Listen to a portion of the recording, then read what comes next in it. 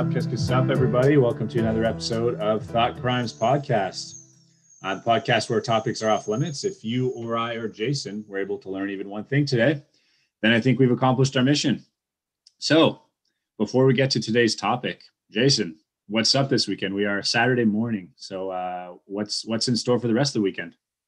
Well, I have to find a way to get a workout in. I think it's been two and a half weeks now sans gym, where New Brunswick is still very much locked down in the good old red phases, if not locked in certain areas of the province. And my health zone, where when you're in the red, that means no gyms. Liquor stores are open, big box stores are open, but you can't lift weights. Yeah, I'm in the same kind of zone. So, we're in a health crisis, but you can't go take care of your body, take care of your health. And I almost feel myself atrophying by the day. Yeah, in fact, you're just inviting coronavirus particles in your body. Yeah, yeah, exactly, fact, right? The best rule I find is when they do lockdowns, and they did that at the beginning in Ontario too, is they will reduce working hours for a lot of stores.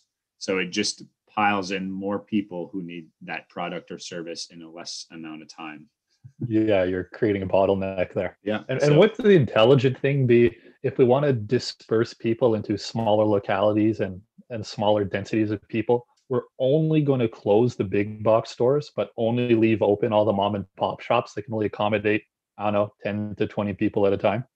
No, we're going to do the opposite. And we're going to prevent all the mom and pop shops from also selling food like restaurants, but we're going to allow everybody to go in Costco at the same time and shove hot dogs down their throats.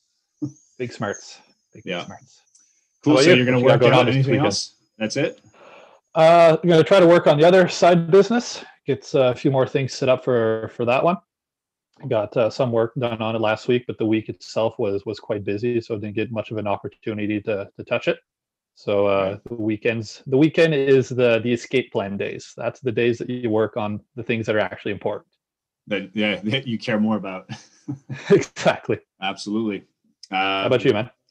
Yeah, podcast right now. You and me, we're gonna try to record a few episodes here. We got some good content, and then after that, I'm gonna go take a drive and hike with my wife and my dog. And tomorrow I'm going to work more on some podcast stuff. So yeah, that's my weekend. But I actually, Jason, before again we get to our topic, I have some breaking news for you. Oh, it's gonna be good. I feel like we always try to cover what's new in actuality. So PETA actually has just released a tweet or post, a campaign, I guess, to try and eliminate animal-related slurs. So they've actually been asking Merriam-Webster and dictionary.com to help others combat speciesism and reduce animal abuse by removing derogatory definitions of pigs, snakes, and dogs. Okay, the first thing that came to mind was, what are the furries going to do? Yeah, I don't know. Does that count as a derogatory when you're kind of half and half? I don't know. I'm actually curious what PETA people think of furries. If they think it's like a nice homage to animals, or they think it's fetishizing them in a bad way. Yeah, let's not go too deep into that one. But for one reason or another, that's where the mind went first. I think we're already thinking too much. But anyways, I'll give you the things they want removed from dictionaries. So anyway, some more nice erasure of definitions and words, which is great.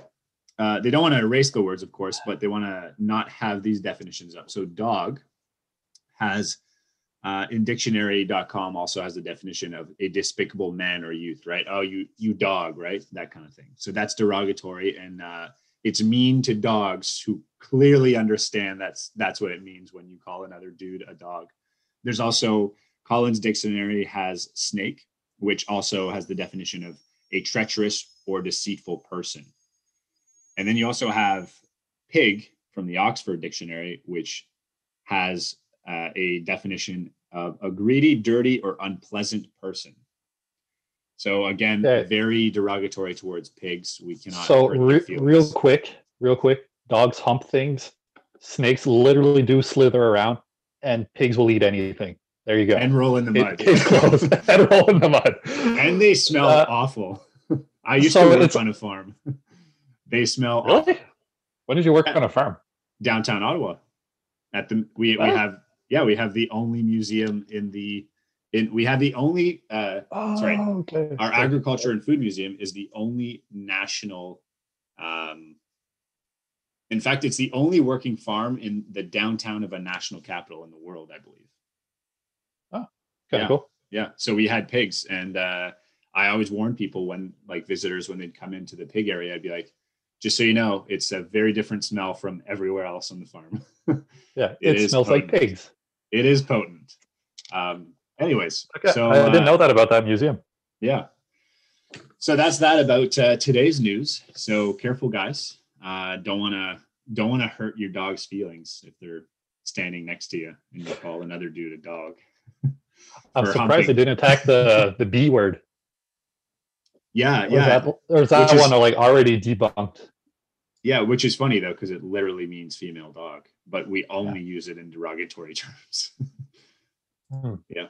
And also when they use the dog, they said a man or a boy that's acting, unclassedly, or however you said it. But now, according to our modern theories of the world, a man can be any person who identifies as one. So that adds another layer of complexity on top of that. So what if you're a female biologically who could be called the B word but identifies as a man being called as a dog? So are now dogs transsexual also, that a dog can be both at the same time? I don't have an answer for you, but I think we should do an episode about it. Obviously we're getting into the weeds and we're making fun of it, but just to say we're gonna delve into more research, but we'll make sure it's its own episode for people who are on the edge of their seats right now. We'll put that one aside for now. What are we talking about today? So today, other topical issue here is the minimum wage. So recently in the news, we've had, if we look south of the border, the US, which we talk about quite often as well, Joe Biden, newly elected president of the United States, has come out with a $1.9 trillion economic relief proposal. And within that relief proposal, there's a part which talks about raising the minimum wage to $15 an hour. Now, this is the federal minimum wage. So I don't know exactly the details of who would be affected, but it says it provides a large scale aid for state governments and offer high unemployment benefits through September. So figured with that being in the news lately, and that being on the minds of a lot of Americans and Canadians, because it has happened fairly recently. It happened a few years ago when they raised it in Ontario quite substantially, and different parts of Canada. We figured today that we would try to make the arguments for and against minimum wage, and again try to relate it to today's arguments and today's situations. So we figured we'd start with the arguments for, if you're cool with that. And then we'll try to take it home with the arguments against. And we'll try to make fair and honest points for both. And at the end of it, you guys can come out, make up your mind on what you think were the best arguments. And maybe it'll change or cement your thoughts on minimum wage, if it should exist. And if it does, how high should it actually be? So, Jason, do you want to? Yeah, go ahead. I'm looking at the National Post article here, and just the photo of Joe Biden. If that doesn't tell you the slant of the post, nothing will. Just the photo. Take everything out of context. Don't look at the article or anything. The photo is that of Joe Biden, perfectly centered in the frame of the photo, both fists up, glancing slightly upwards in a stern but hopeful way. And just out of focus is a golden ring of whatever symbol, probably that of the presidency or something. Yeah, I don't know. There's a ring right around the back of his head, a perfect golden halo. Yeah. Him looking up, just slightly hopefully, but with strength and masculinity. Take that out of context, and that's basically like every photo of Jesus. It's right? this. It's our next savior. Yeah. That's essentially what they're trying to espouse there, and that is hilarious. Yeah. To me, that says everything right there. And I've noticed the last week and a half, I always have CBC as my wake up in the morning. Not because Right. I enjoy CBC, because at least it's talk, so it kind of gets you going. It's a And ever gentle wake since, up, you mean? it's It's a more not like gentle a wake up. screamo music or a beep beep or Exactly. So right. you know, at 5:30, it's more manageable than an alarm clock.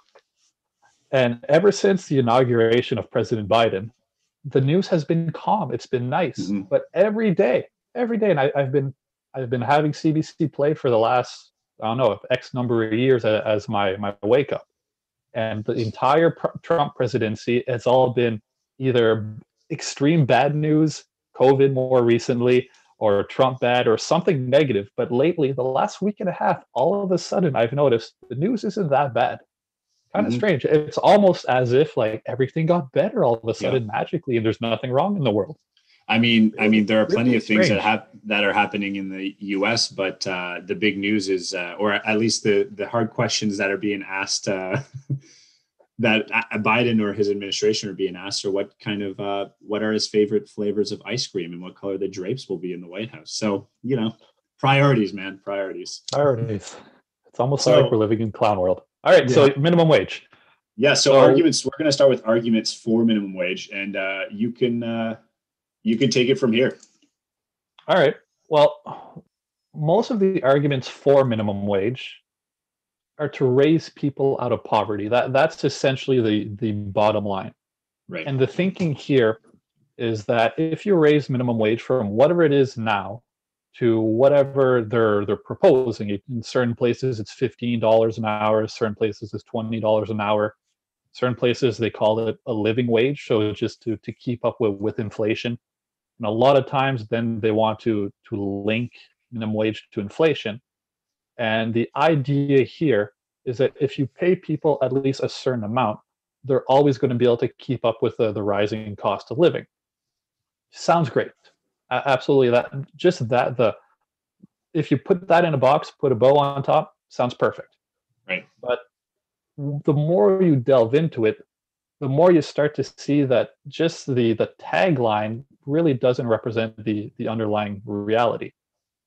Another one of the supports for it is that businesses will benefit from a modest increase in minimum wage, and then they'll cite studies that people that are paid higher wages have less absenteeism, have less burnout, are more productive at work. Right. Yeah, they're more willing to put in more effort and good work. Yeah. Less turnover, and like already, like you already start to see the cracks form there. But it's not minimum wage that helps those things; it's higher wages. Right.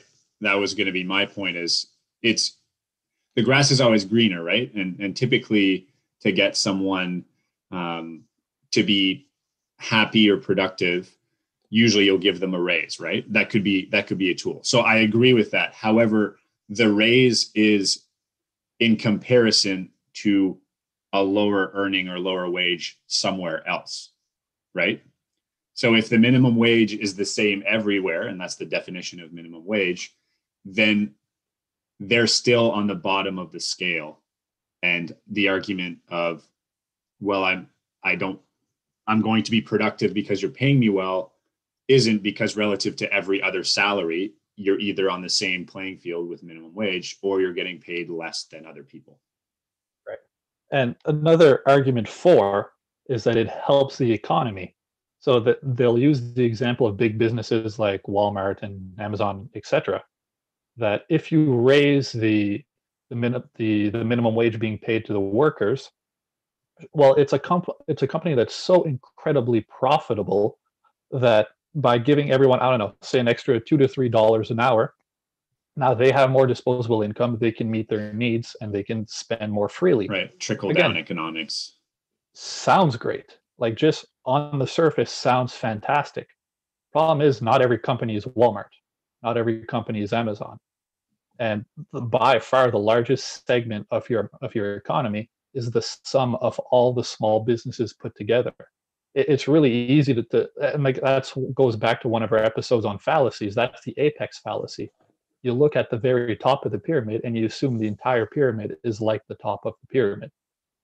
And then it says business executives support a higher wage. This one actually made me crack up. A survey of business executives support paying a higher minimum wage.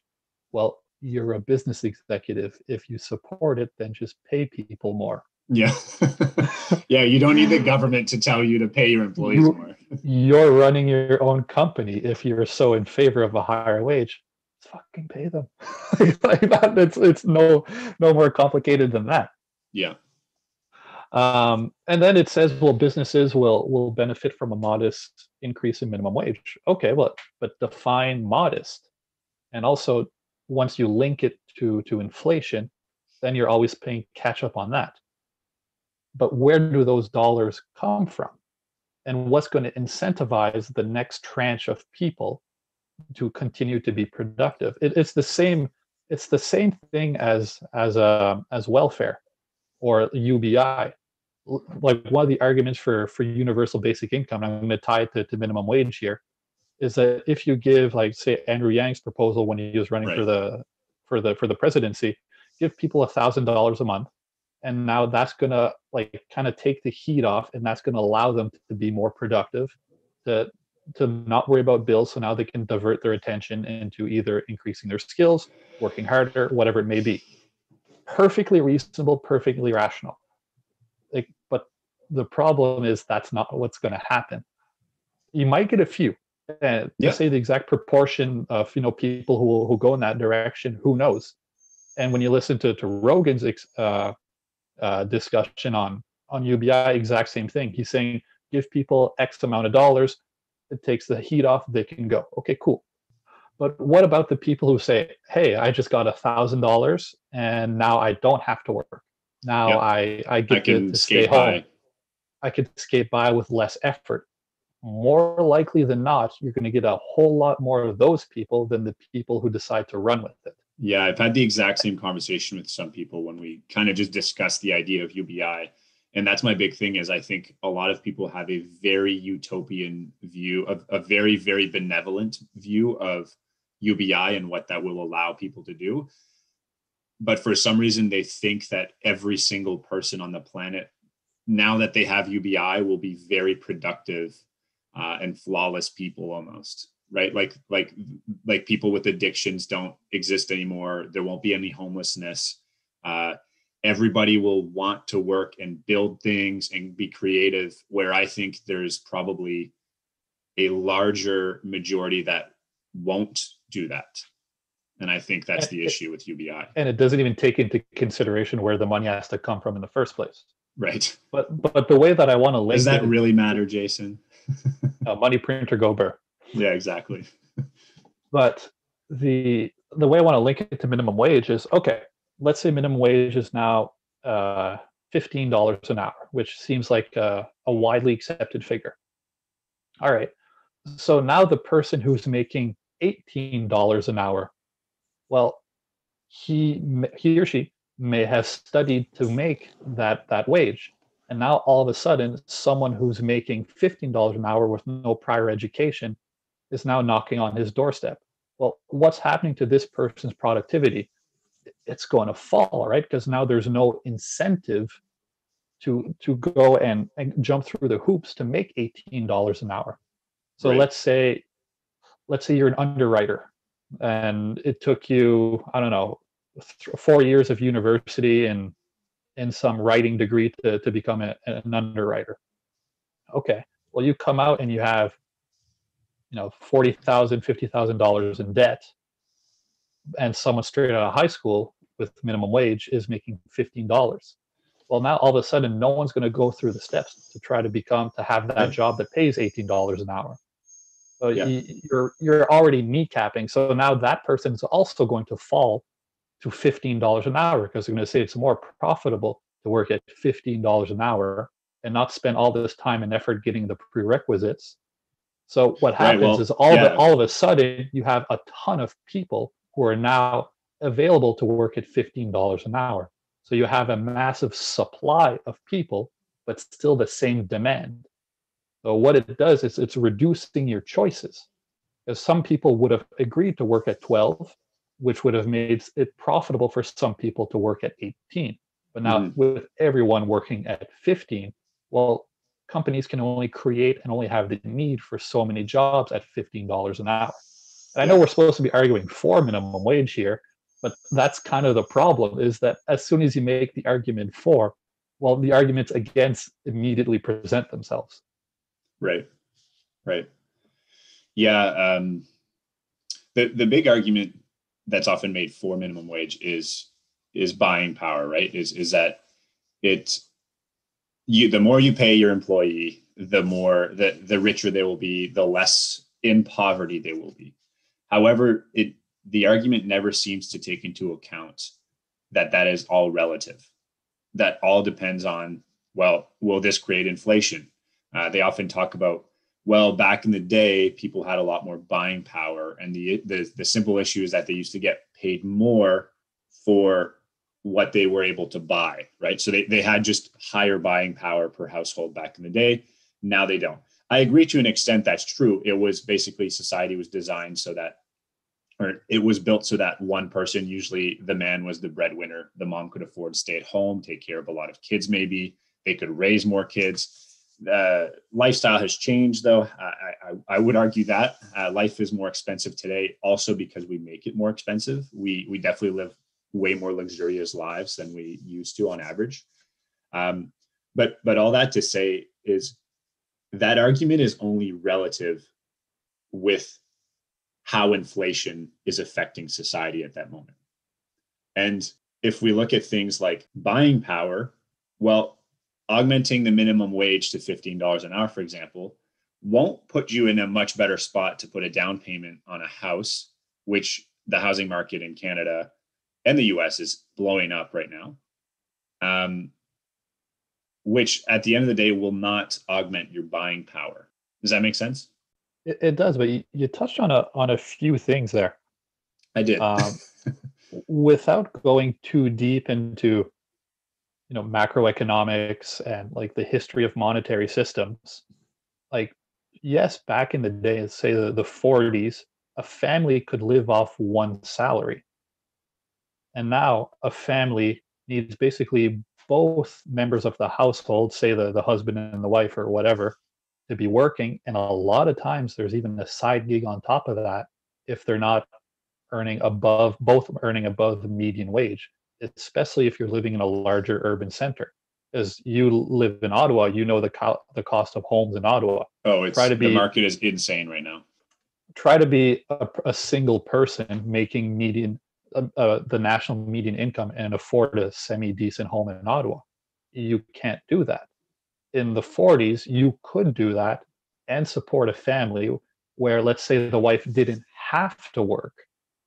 Then it's not a question of oppression or shouldn't work or anything like that, but it's now all of a sudden you have one team member bringing in the finances and another team member being able to take care of what they're building together. Right. To me, that sounds like a good deal. Like, it doesn't sound oppressive to one party or to another. It's a mutually beneficial agreement that, okay, I'm going to take care of this aspect, you're going to take care of that aspect, and we're both going to build something together. To me, that sounds like a net positive. In fact, But it used to be even more back in the day, but it's still to this day that I forget what the percentage is, but women of the household have almost entirely the buying decisions, make the buying decisions for the household. So most things throughout our history, at least in the last several decades, is all tailored towards women for the most part, right, because they so have how the does this buying decision making power in the house. But so that's an so how does aside. this tie exactly? So how does this tie into minimum wage? That, okay, the cost of living got more expensive. Well, we know that the dollars are now fiat currencies, so they're no longer attached to something that has base value like gold. And because of that, money printer go burr, and there's more dollars in the economy. And now all of a sudden, now things are more and more expensive. You Can add I? on top. Hang on, sorry. Just you add on top of that the exporting of productive jobs, and by productive I mean like manufacturing, where you actually do create raw goods, well, that's also going to cause an economic problem, because now you have a country that is essentially only a service industry and Right. never making things of value. So if you're never making things of value, what are you able to sell to actually bring in real dollars of worth? That also causes inflation. So sorry, you're going to make a point. No, yeah, and I think our argument at the end of the day is yours might have just been more eloquent than mine. Is we're getting to the fact that you can't just make simple arguments for or against minimum wage. Minimum wage is tied into everything else that affects the economics of a society today.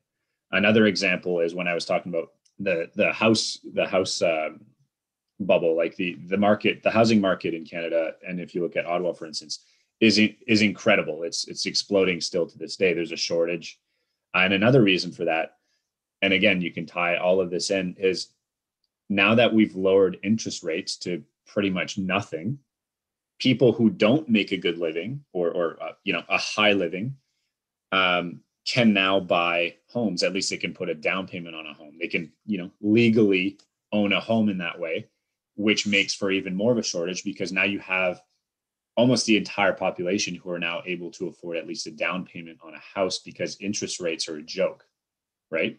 So that creates an issue too. If at the same time as raising minimum wage and giving them, maybe temporarily a bit more buying power, but at the same time, what you're doing is you're completely reducing the interest rates for housing, then you're going to create a massive increase in house price because everybody has the buying power, not to necessarily pay a full house, but put a down payment to buy a house. Yeah, it's 2000. You're setting up 2008 all over again. Yeah, to an extent. I think what you're touching on here is that what is price? Well, price is a communication of the balance of what someone is willing to pay for something and what someone is willing to sell something. So if we're looking at the price of labor, which is a wage, or we're looking at the price of a house, that's an exchange of a physical good, it's a signal to say what is the fair value on either side of that equation. So once you introduce a price floor, like let's say minimum wage, and you say that you're not allowed to pay less than X, well, you're not allowing the market to discover the true value of a certain job. So take the quintessential minimum wage job, the McDonald's worker. Well, now if you're paying the minimum wage, or you're paying the worker $15 an hour, what are you telling the business to do? You're saying that because you have to pay this, whether the person is worth that or not to your business, you're handcuffed to this. So what's the business going to do? They're going to try to find ways around it. Automation is probably the best example of ways out of it.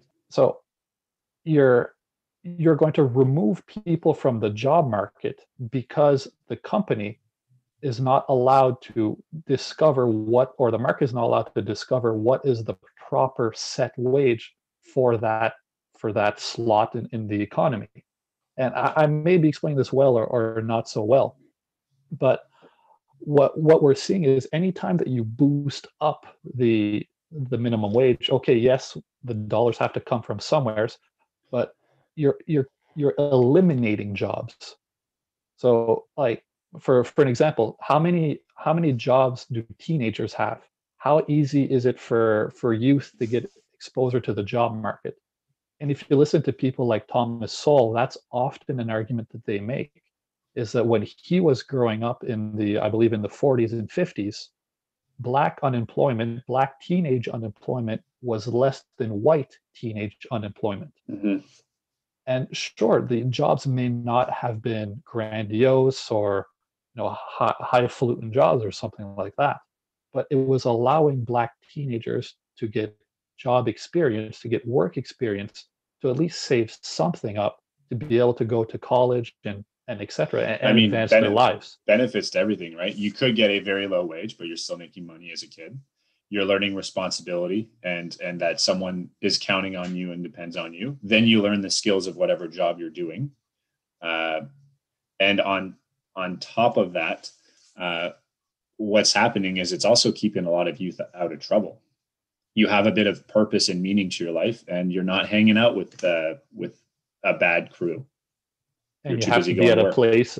You have to be at a place at a certain time, and if you're not there, you lose your income. So I have another example. I have another example for you. A few years ago, when Ontario raised their, basically it was a 2-year plan, I believe, if I remember correctly. Ontario was going to raise their minimum wage quite a bit to 14. What is it now? I forget exactly what it is, but it's $14 an hour, and within the next year would be up to 15, or something close to that. So it was raising within 2 years. It was raising the minimum wage by several dollars, which is huge to a mom and pop shop. So I remember where I used to work close by. I go to a mom and pop shop for lunch once in a while. It was it was a lunch place. For the most part, they served really good homemade soups and sandwiches. That was the thing, which I love. One of my favorite lunches. Give me a good soup and a sandwich. The second that policy came into effect, they had a sign that said, "We're sorry, we have all our prices are up because of the minimum wage." So the sandwich I used to pay $5 or $6 for before was now $7 or $8, right? That kind of stuff, which I'm like, okay, it kind of sucks, but I'll do it, right? I'm going out for lunch. It's not like if I were to really save money, I just wouldn't be going out for lunch. But it sucks for the buyer as well, for the middle class, which is what I find ironic and funny in a lot of the minimum wage arguments, or the minimum wage raising argument, is that everything is always to help the middle class. But I found through my experience that when you raise minimum wage, what it often does is, again, it'll really benefit the billionaires. And we'll talk about that for our arguments against minimum wage. And it'll really just punish the middle class citizens, because their buying power has now gone down, because all of these shops have to now raise their price, even if just a little bit. Now, fast forward a few months after that, they closed. So helping the large corporations even more. Now Absolutely. There's less competition. And no jobs, and those people are on welfare. So now even more of Exactly. And you're seeing a downward spiral here. You're seeing the cost to the middle class with the increased prices, and then you're seeing the closure, which is less competition for the large corporations. And now there's even more people looking for minimum wage jobs. So you even have more of a glut of potential workers. Yeah. And on top of that, now instead of having small business that can take advantage of preferential tax treatment, employ other people, maybe youngsters at a low minimum wage or no minimum wage, and just they'll pay them their fair market value. You're draining all this potential positive from the economy and from society and from the community, and you're creating more dependent people, more dependent on the large corporation, and more dependent on large government. Yeah, it's the, when you talk about the social net, I mean, a certain amount of social net is great and everything, but when the net just keeps capturing people and there's no way out of that net, then you don't have a good, there's not a good outlook for society there.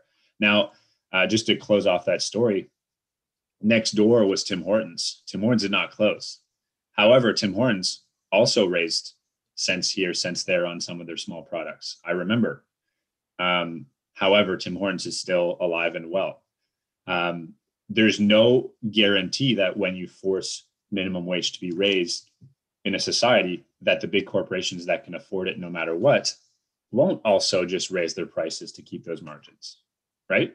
But what happens they can dilute those raises of prices over such a broad market that the consumer will either barely notice it or just shrug it off, be like, it sucks. Oh, well, my coffee is an extra 25 cents. Right. Or you just outlast the mom and pop shop next door, and then you get the entire market to yourself. And there's no way a corporation doesn't outlast a private business. Right. There's just no way. That was a fantastic example that touched a lot of stuff on minimum wage. Okay, I'll let you finish your point. No, my point is finished. I was just going to say, I feel like we try to argue for raising of minimum wage, but I think we're already well into the against minimum wage. I So kind do of we want to expected fully this. get into that? Might as well, yeah. Like we Yeah. tried to go for, it just didn't work. But I want to hear something funny about Tim Hortons? Yeah. It's not even a Canadian company anymore. Mm-hmm. Mm-hmm.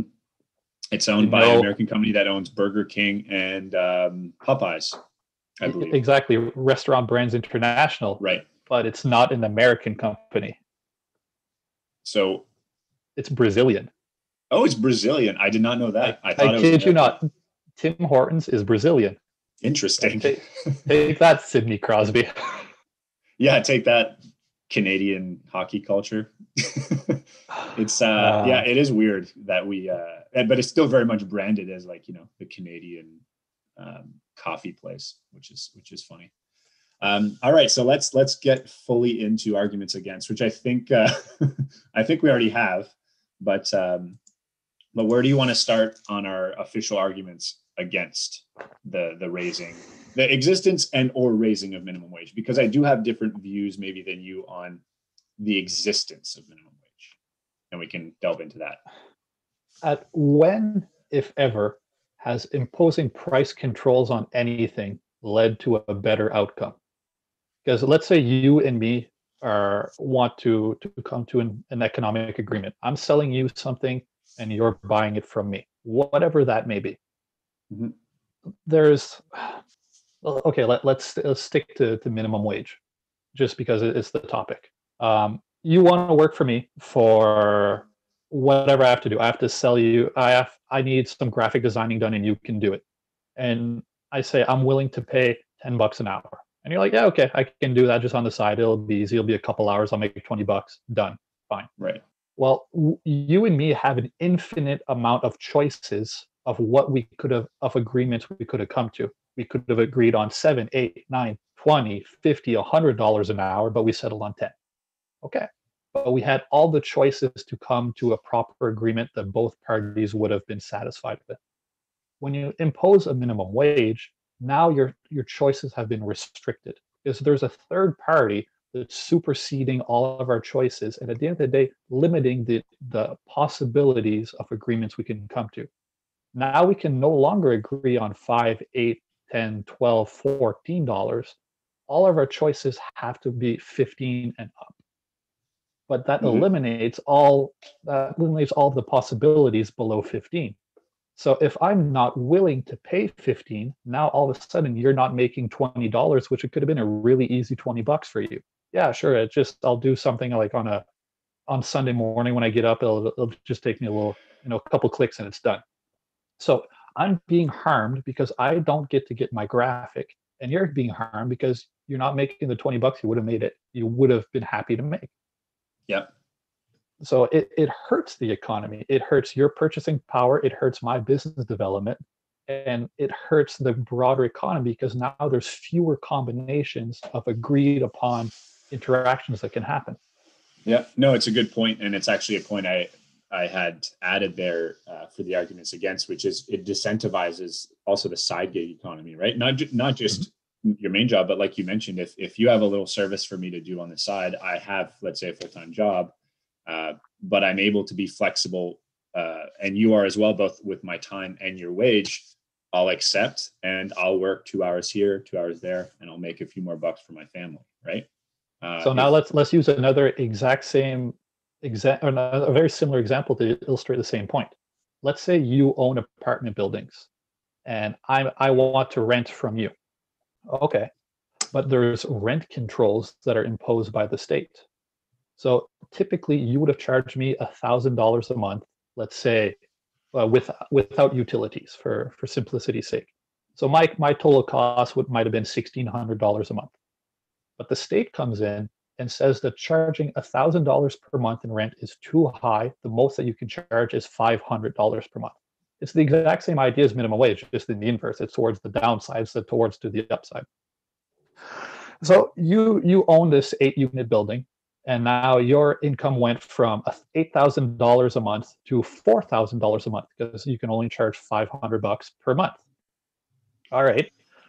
Well, what's going to happen to the building? What's going to happen to the supply of buildings.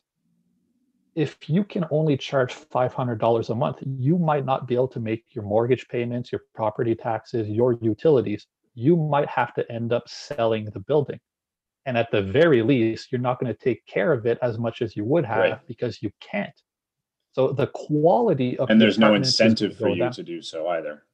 There's no incentive, exactly. So now let's say you and your wife were looking to build another apartment building or buy another apartment building before the imposition of rent control. Well, are you going to buy or build another apartment building? Of course not, because you can't turn a profit. So now not only is the quality of the apartments going down, but the quantity is also going to fall. So there's fewer apartments to rent. And that's the problem that you see. Now you're going to see a glut of people with nowhere to live, and the places that are available are going to be dog shit. It's the exact same thing as minimum wage. Just you reverse it around. Now, if the price is set too high, it's going to price people out of the market. Now there's more people looking for a job, but there's fewer jobs. Yeah, I completely agree. The other thing another argument I would make is, and I'll tie it to the kind of story I talked about with importance as an example of a big chain corporation versus a mom and pop shop, is that what happens, and I'll relate it to COVID times, is that whenever you impose things like that, whether that's rent control, but let's get back to minimum wage. If you impose minimum wage for a corporation like McDonald's or Tim Hortons, and the same exact rules apply to a much smaller and more vulnerable shop, then again, 10 times out of 10, the McDonald's will outlast and outcompete the mom and pop shop because it can simply afford to. Now, what's even crazier if we look at the current Joe Biden plan of raising the minimum wage to $15 an hour, which, by the way, is a huge jump. I think in some states it's like more than the lowest. double. Yeah, I think in some states the lowest is like $7 something, seven something. So yeah, let's say it doubles in many parts of the U.S., which is insane. If like if you're paying people and you now have to pay them double, that is insane. Like, try to just fathom that. It's crazy. Now, if I'm to tack on COVID times and the imposed lockdowns in a lot of Canada and a lot of states, what has happened with or without minimum wage is that first of all, a lot of brick and mortar mom and pop shops have already closed because they weren't physically allowed to host people in their stores. They weren't allowed to make a living, therefore, let alone pay their employees. They couldn't even pay themselves.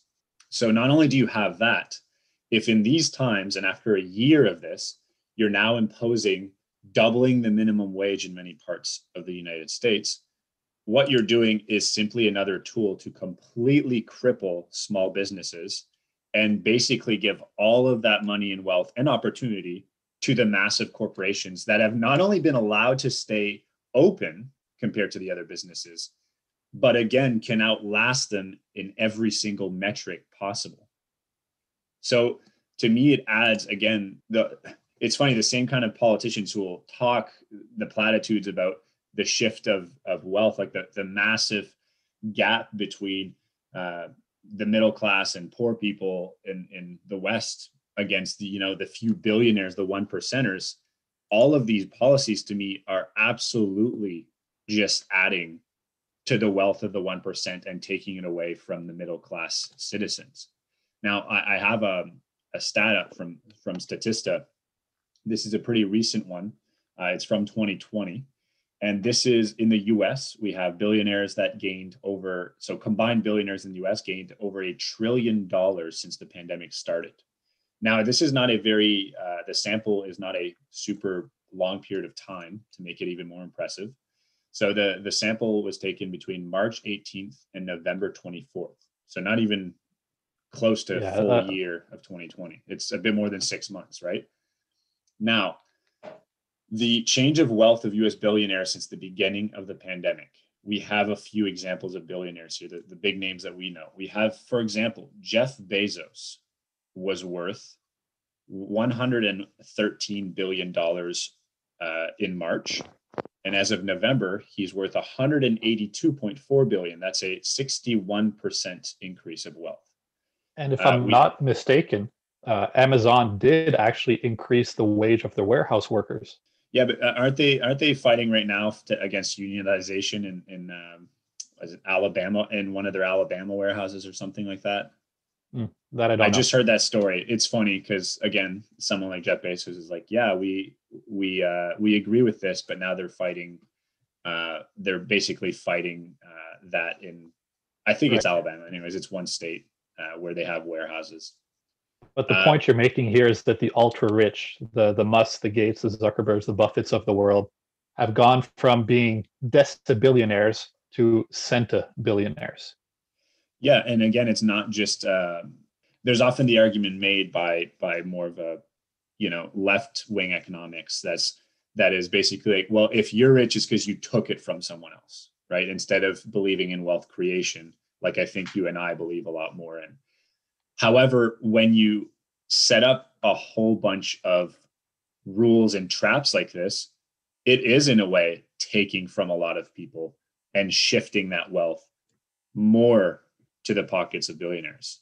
Now, by the way, I think the total amount of billionaires, when they talk about over $1 trillion going to billionaires, it's something like, I'm trying to find it, but it's something like 500 billionaires. It's only a handful of people in the United States who have gotten this entire shift of wealth in a bit more than 6 months.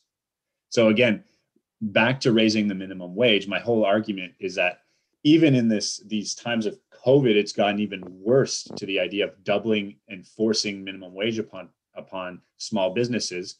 Not only, like, luckily, if they even still exist, absolutely, this is the way to, that's the KO punch. Like, that's the knockout punch right there. And going like, thanks, Amazon, pick up the scraps, pick up every customer. The easy argument for minimum wage here is like, look, Jeff Bezos is now worth an extra 61%. He picked up an extra 70-some billion in the last 8 months. We need higher minimum wage to keep up with Jeff Bezos, right? Right. But that doesn't take into account everything that you just laid out. What are you going to do to the small business? What are you going to do to the competition?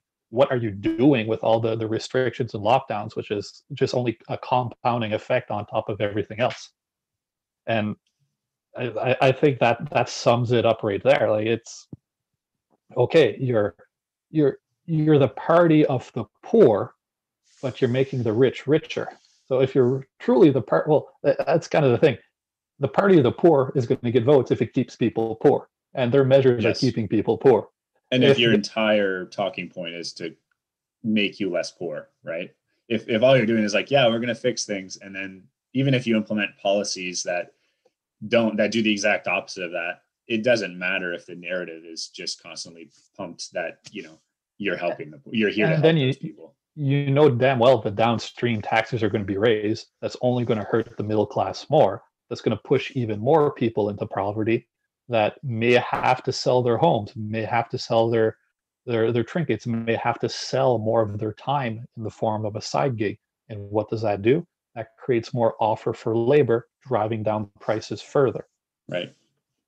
I have a question for you. I don't know if it's not really an argument for or against, but it's just a situational question about minimum wages. Let's say there's no minimum wage, I guess there's no argument for minimum wage, but I'm just trying to flesh it out right now with a question. Okay. Let's say you're a corporation, so you're Amazon, so you're rolling in business, profit, all of it, prospects, customers, everything. And then you have similar mom and pop shops, so stores like window front stores and stuff that's how they sell their things. But now you're taking away from those stores. If there's no minimum wage, wouldn't it be to your advantage anyways to see what that mom and pop shop pays their employees? So let's say they pay their employees $8. Couldn't you just, because of the money you're making and the strength you have, to just be like, we're going to pay all our employees, and we're going to make it like a PR campaign. We're going to pay all our employees at least $2 more. We're going to pay them all at least $10, and we're going to make it known that other places don't pay their employees as much. Isn't that wouldn't that be like a, I don't know, an argument It's for minimum exactly wage? correct. It's exactly correct what you're saying here. Let's say you're Amazon and I'm the employee. Right. I'm the person fresh out of high school. And I'm saying, okay, there's no minimum wage. Both Amazon and the mom and pop shop pay $8 an hour. Well, where am I going to go work? In some dingy warehouse where I'm running all day just throwing cardboard boxes around? Or am I going to, and it's completely impersonal, I have to deal with HR and hierarchies and systems and just all the BS that comes with it? Or am I going to go work at the mom and pop shop that is out of the back of someone's home where I know the owner. They probably take care Right. of me It's more better. familial. It's more familial. Where do I want to go work? Well, I want to go work if the dollars are going to be the same. I want to go where the quality of the work is higher and all the how do you say the intangibles are higher. Yeah, So there's a bit more meaning, maybe fulfillment. exactly. So for Amazon in a free market to retain, because they're going to need a massive labor force, they're going to have to pay higher wages if they want people to go work in their warehouses and do their shipping and do their receiving and look at Excel spreadsheets all day. They're going to have to retain their or to attract the people. And if Amazon is far more complex, which obviously it is than a mom and pop shop, well, you're going to need more qualified labor. You're going to need, I'll sure, a lot more of the unqualified labor, fine, but you're going to need more qualified labor too. Well, how are you going to attract them? You're going to attract them through higher wages. Right. Yeah. That's exactly it. Yeah. I think your point is correct. It's if Amazon wants more and better workers, right. then pay. Yeah, and that is my question is, at the end of the day, if a Costco or an Amazon wants to really win out, and I mean, it's not like they aren't, especially after this year, but can't they just be, and Costco actually does a decent job at that because Costco pays quite well for a box store and a chain store, but couldn't that be part of their PR is we pay our employees better than most people, right? Or almost absolutely. And not just that, is that those people who go work there will be probably prouder, but also they know that they're getting the cream of the crop of those kinds of people who do those kinds of jobs. And the smaller businesses or other businesses that compete with them know that they're getting, less productive or good workers. Exactly, because everything's on a bell curve, right? So if you have 100 commis de stock, like people who stock the shelves. Exactly. So if you have 100 people that stock shelves, well, there's some that are going to be better. There's some that are going to be worse at the job. Those that are better at the job can command a higher wage because they do that same job at a higher standard. So if the Amazons of the world have the wiggle room to pay these, or I guess Walmart in this case, if you're stocking shelves, to pay the higher wage, then yes, that's where those people are going to go.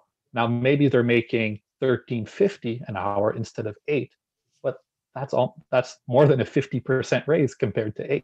Right. And when you don't have a minimum wage, the point I was trying to make earlier is that you don't have the price discovery mechanism. You're not able to tell the market what that labor is worth. And let's say you're trying to feed a family of 4 stocking shelves, and there's a high minimum wage that you can barely get by, but you're there at say $15, $20 an hour. Okay. But if it was $8 an hour, it would give you the real signal that what you're doing is not supposed to be able to feed a family of 4. Now that's cold. Right. It's very cold. Right. But what it's telling you is what the act that you're taking part of right here is not permissive to what you're trying to do. You're living above your means. So that means you either have to retrain or rethink what you're doing. Mm-hmm. So what I've been saying for a while now is no minimum wage, but if you want a social safety net, your social safety net should be very high grants for people to go into in-demand professions. So let's say HVAC technician, perfect idea. Would I rather be a stock boy or an HVAC tech? I'm going to take HVAC tech. But maybe going to community college is out of my grasp because I have that family, and all of my dollars are going just to keeping my family alive. Okay, I would rather be in the shoes of making $9 an hour, not making ends meet, but having free education. And I'm not saying free education for all here. I'm saying the social safety net, if there's going to be one, to incentivize productive education into in-demand fields. And that would always be in flux, right? Yeah, Maybe this the in-demand fields is key too. Exactly. That's what I mean. It's not underwater basket weaving studies. It's whatever the market is in demand of right now. It might be retooled every 3-4 years. That's a growing market. So I hear, but that's another thing. There's another glut of qualified workers here. But anyways, that's kind of my idea. Like I would not have a minimum wage because all the things we've discussed, and especially allowing youngsters like the opportunity to get into the working fields. Right.